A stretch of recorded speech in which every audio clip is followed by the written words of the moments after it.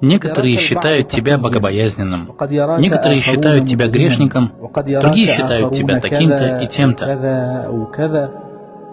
Но истина в том, что ты лучше знаешь себя. Единственная тайна, которую не знает никто, кроме тебя, это тайна твоих отношений с твоим Господом. И пусть не обольстят тебя восхваляющие, и да не навредят тебе поносящие. Потому что истина говорит: но человек будет свидетельствовать против самого себя. Опасность жизни между повиновением Аллаху и ослушанием заключается в том, что ты не знаешь, какой из моментов придет конец. Повинуйся Аллаху с искренностью, а не ради формальности.